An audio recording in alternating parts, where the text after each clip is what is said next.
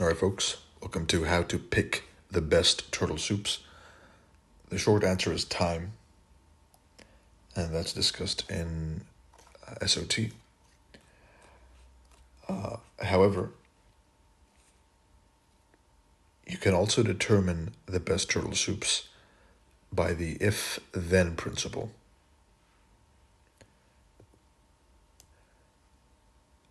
Which follows a higher time frame order flow.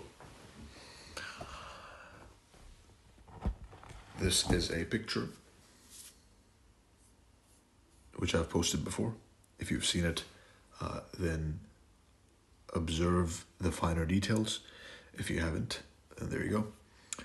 Close above equals higher prices. Close below equals low prices.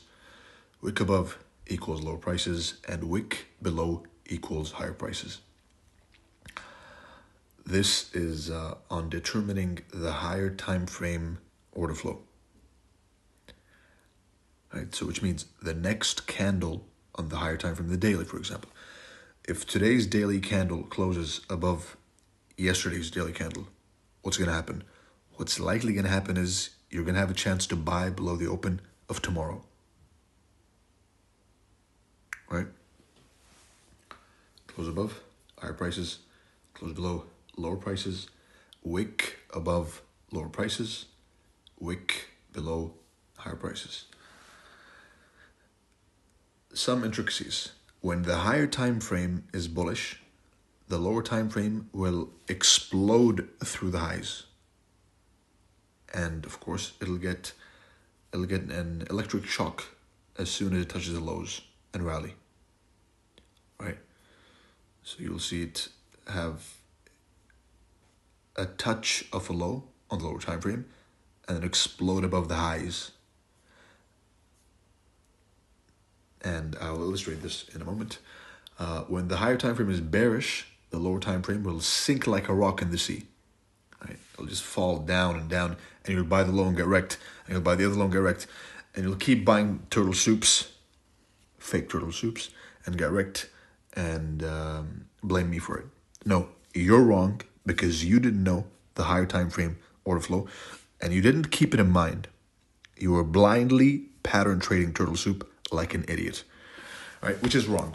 You should be always monitoring the higher time frame order flow at all times.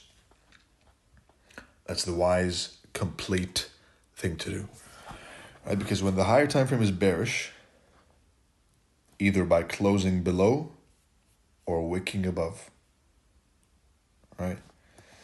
Then the lower time frame will sink like a rock in the sea. Highs will electrocute price. You'll just have to touch them and sink below the lows. And the lows, of course, will crumble, right? If-then principle, which means if the higher time frame is bearish, then no matter how many bullish PDRAs you draw on the lower time frame, they'll get traded through. Here's an example. This is a weekly chart, and your homework is to know which one it is. Excuse me. We close above, right? This means there's a high chance that the next two candles will give a chance to buy below the open.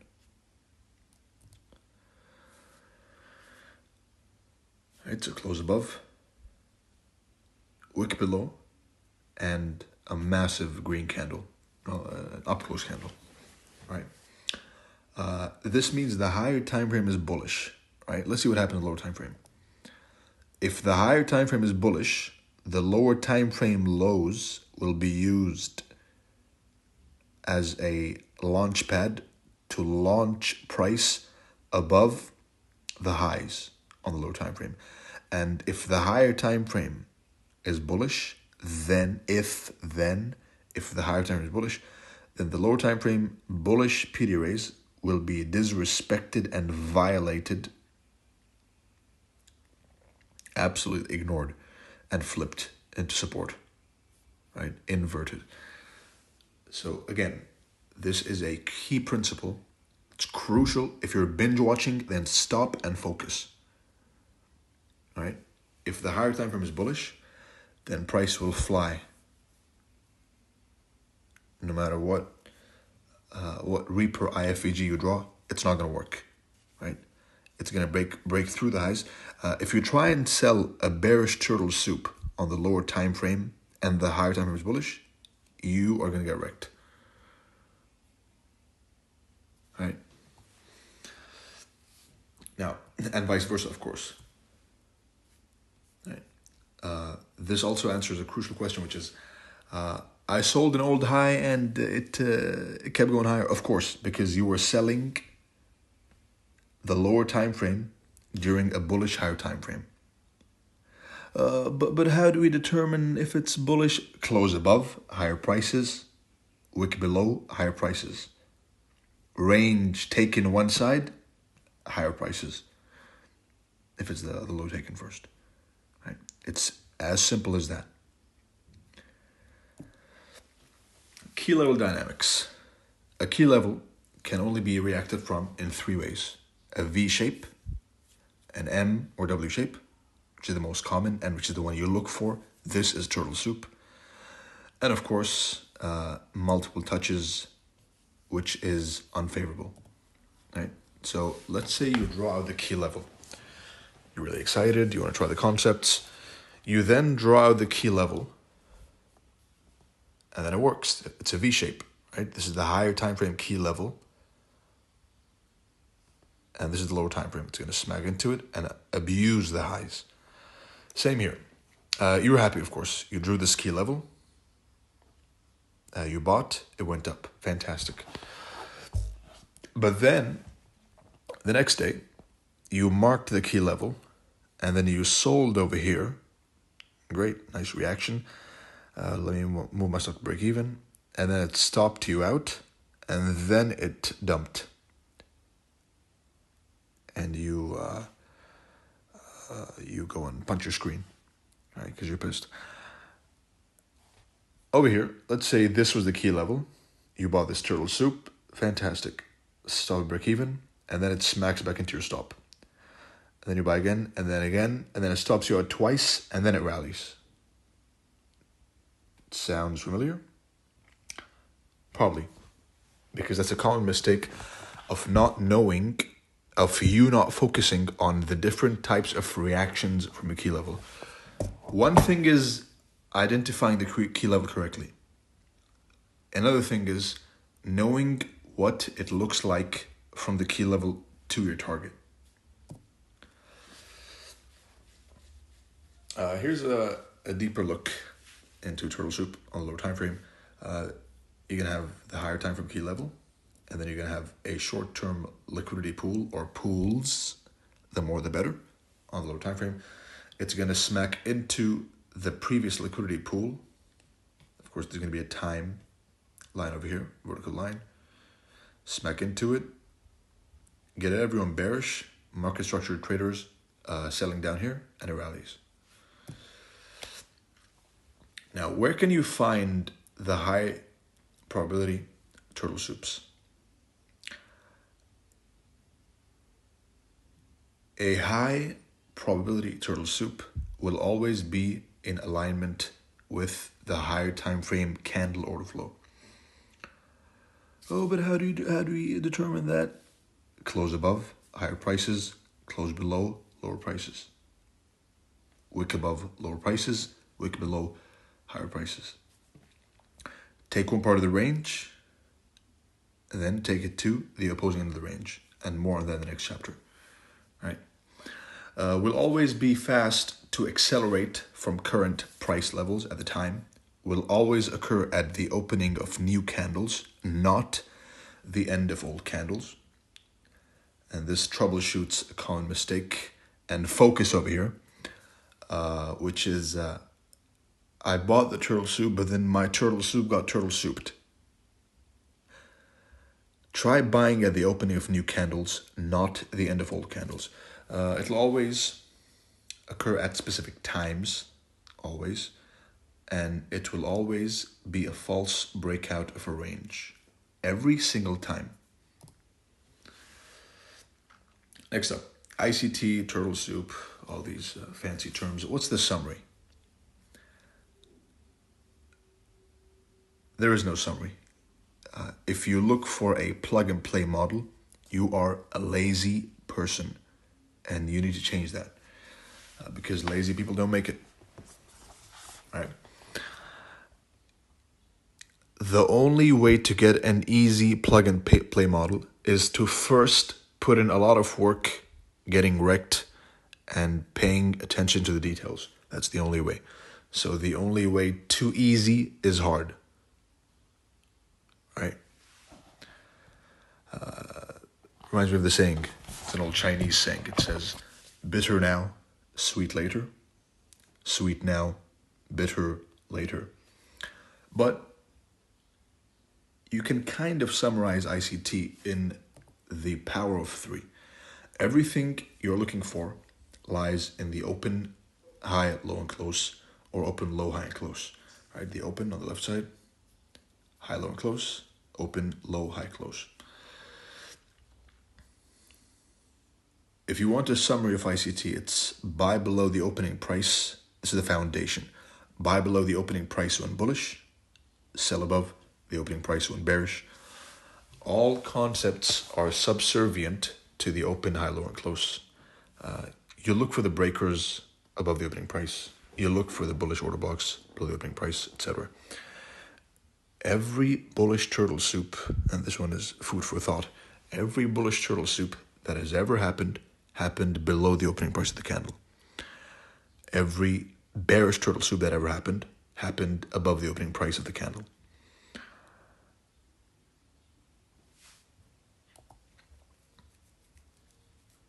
A deeper dissection of the open, high, low, and close. There are 3 trades per candle, right? And this is a fixed, repeatable phenomenon. If I show this to a 5-year-old, he'll get it, right? Every candle has an open, a high, a low, and a close, or low, high, low, open, low, high, and close. Excuse me. Right? That's a fact, and you can see it every single day, every single candle. And I mentioned on Twitter that the moment it clicked for me was when I discovered, and when it came to light, that every single candle has its own PO3. The 1-minute candle has PO3, the 5-minute candle, 15, 30, 1 hour, 2 hour, 3 hour, 4 hour, 1 day, weekly, monthly. They all have their own PO3, and you can play with them however you like. And me mentioning that should make it click for you, because that's all there is to it. Open, high, low, and close. Power of 3. Buy below the open when bullish, Buy below the open bullish, and sell above the open when bearish. How do you determine? By the closes. Close above higher prices, close below lower prices, wick below higher prices, wick above lower prices. Of course, every candle you get the open, the low, OTE, high close. London, New York, whatever, all those names are a depiction of this open, high, low, close, OTE. New York, quote unquote. So what ICT did was he branded this, which this concept is old as the hell. It's not something new. It was first introduced by Larry Williams. Right? I suspect he took it from someone else. But the concept is new. It's not new. Excuse me. Right? Open, low, high, close. And a book I recommend is Long-Term Secrets to Short-Term Trading by Larry Williams. It's a good book. But that's it. Asian session, quote unquote. The names are just the names are a good way to get people together, because signs and symbols and names of brands rule the world. So if you tell the people it's New York, right, it makes more sense than telling them that it's the second trade of every candle. I bet that's what it is. This is another concept which I made public, which I never intended to. The elements of a high probability trade setup. A higher time frame key level, manipulation time, and pre-manipulation liquidity pool. And it's the smallest for a reason, right? It's least important. Here's a picture I repeat, and I try to repeat this as many times as possible without causing it to be annoying. But this is crucial, right? Plan the higher time frame key level, mark the manipulation time, what is this manipulation time? It's London, it's midnight New York, it's the 9 a.m. candle, it's the opening price of whatever candle you're trying to turtle soup to the opposing end of the range. It's that simple.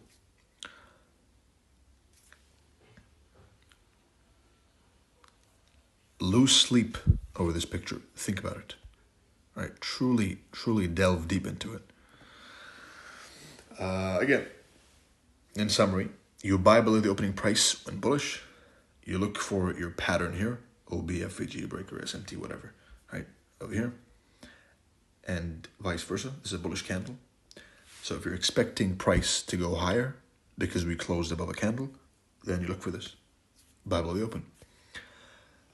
Look for whatever entry pattern above or below the opening price. Derive the bias from the higher time frame, either the closes or the range.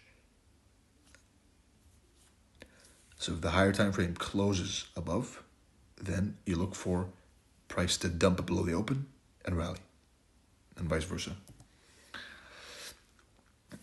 Open key level rally, open key level rally. Backtest this because the way to learn is to backtest, confirm the theory, and then forward test. Right, those 3 steps. Write that down. Backtest, confirm theory, forward test. Backtest this on every single time frame, all candles, and thank me later. All the focus on the daily and weekly range to keep your sanity. How do you apply all that into trading? Well, that's a discussion of the next episode. I hope you found this insightful. I wish you good luck, good trading, and see you in the next one.